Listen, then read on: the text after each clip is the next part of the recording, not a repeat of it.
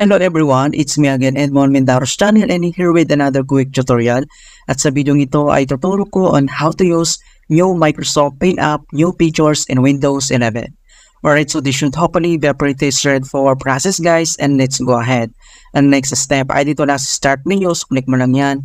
And then dito sa searching bar ay search lang natin yung Paint app.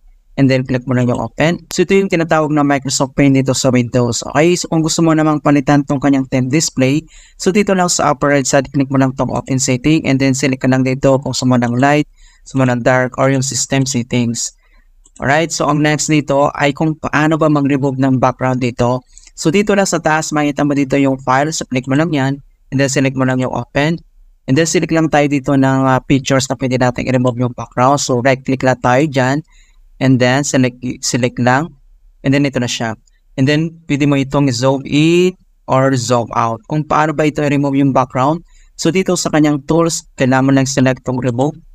And then, wait natin ito mga kaibigan. Ayan. So, na-remove na siya. So, kapag zoom natin, napakaganda yung pagka-remove niya. Ayan. Hindi mo na kailangan gumamit dito ng another applications or pumunta sa website.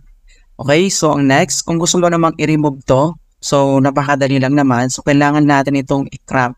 Right? So, yung arrow dito, so, move lang natin yan. Crop natin. And ganyan siya mga kaibigan. So, na-crop na siya. Kung gusto mo naman itong i-expand, so, dito lang din, same yung arrow. And then, expand lang natin to. Ayan siya mga kaibigan.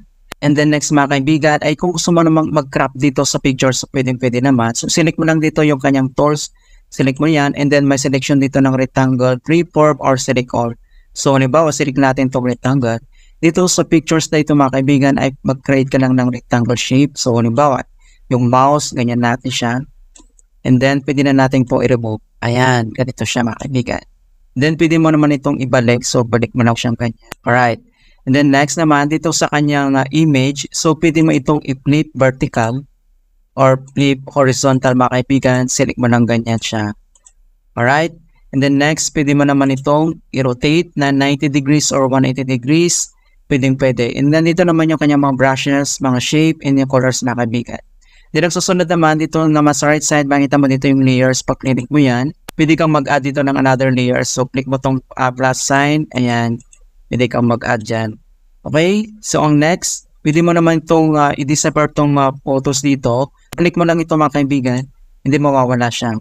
Alright, ganoon na po kasimple. And then next, kapag nakapag-edit ka na, so pwede mo na itong i-save. So click mo lang itong file. And then select mo lang itong save as. And then dito sa save as, pwede mong i-save dito na PNG, JPEG, BMG, or JPEG pictures mga kaibigan. So may mga option dito. So halimbawa, select lang natin yung JPEG. And then file name lang natin ito. And then click mo yung save. And then nasave na siya mga kaibigan. So punta tayo dito sa ating File Explorer. And then dito sa pictures. And then dito na siya mga kaibigan. Open natin. Ayan siya mga kaibigan, ganito siya. Right, so ganoon lang po kasimple kung paano ba gamitin ang new Microsoft Paint app, new features sa Windows 11. Alright, so please don't forget to like this video and subscribe to my channel for more helpful tutorials and tips. And if you have any questions or suggestions, please leave them in the comment below. Thank you guys and see you in my next tutorial.